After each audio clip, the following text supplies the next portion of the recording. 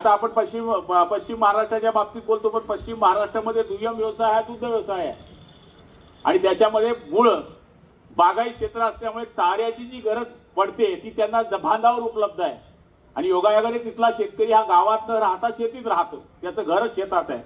म्हणजे उठला तिथंच चारा कापतो, तिथंच टाकतो. आपल्याला चारा घ्यायला जायचं, आपल्या शेतात जावं लागतं, मग सालदार पाहावं लागतं. तर सालदार आहे कुठे? आता पावरा मंडळी जर राहिली नसती तर आपली शेती बी झाली नसती. ही परिस्थिती आहे. हे आपल्या सगळ्यांना मान्य करावं लागेल. मध्य प्रदेशचे पावरा किंवा आपल्या महाराष्ट्राची पावरा मंडळी राहिली नसती तर शेतीच झाली नसती आपल्याकडनं. माझ्याकडे नांदेड म्हणून गाव आहे, ज्या गावामध्ये साहेब प्रत्येक घरात एक येणार आहे, प्रत्येक घरात एक बाहेर देशात जातो.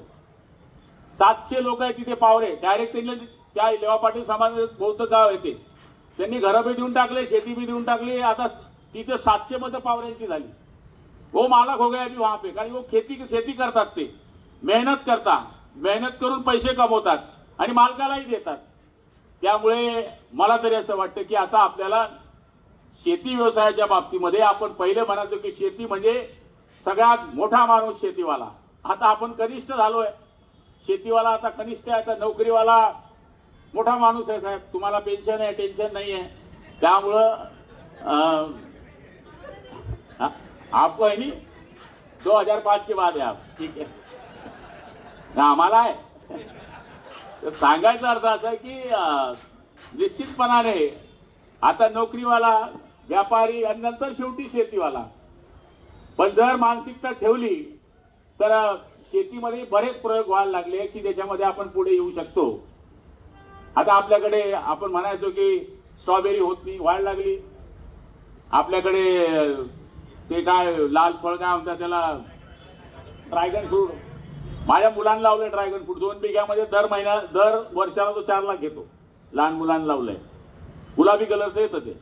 70 रुपये 80 रुपये फळ जातं, पण ते आनंद आहे त्याच्यामध्ये. आणि बकरी खात नाही, म्हैस खात नाही, कोणीच खात नाही. हो, खात नाही, कोणीच खात नाही त्याला. त्यामुळे शेतकऱ्याला जो धाक आहे, ठीक आहे, पिकं खाऊन जायचा जो धाक आहे गुरांपासनं, तो धाक नाही. म्हणून मला तरी असं वाटतं की हा विचार केला पाहिजे. आता वांगे पाहिले आपण, बामनोजचे वांगे वेगळे आणि आसोद्याचे वांगे वेगळे, किशोर भाऊ. तर आता ते आसोद्याचे वांगे बामनोजच्या वांग्यामध्ये रूपांतरित कशी होतील याचा आपल्याला आता पुढच्या काळामध्ये विचार करावा लागेल. की आता शेती आपल्याशी बोलते पण आपण शेतीशी बोलत नाही, असा माझा स्वतःचा अभ्यास आहे.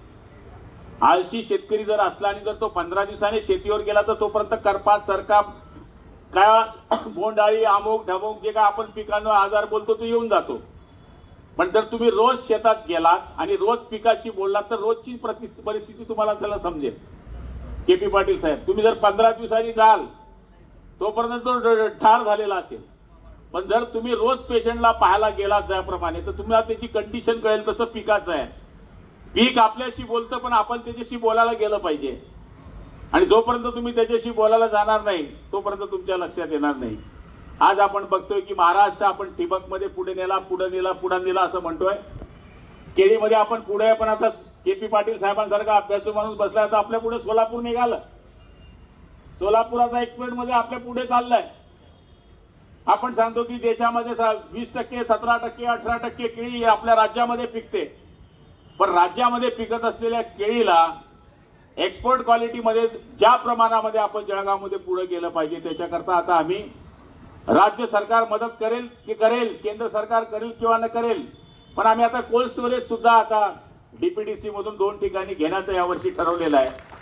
ते पहिले यावल रावेर पट्ट्यामध्ये आम्ही घेतोय जेणेकरून ज्या बेल्टमध्ये जास्त केळी पिकते आणि मग नंतर आम्ही जळगाव किंवा इकडच्या भागामध्ये पुढच्या वर्षी घेणार आहोत.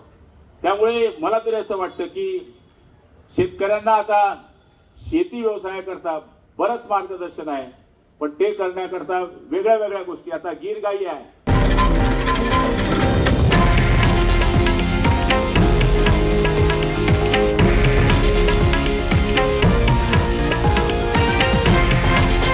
हे आहे देशातील नंबर 1 न्यूज नेटवर्क आणि आपण पाहत आहात TV9 मराठी, एकमेव.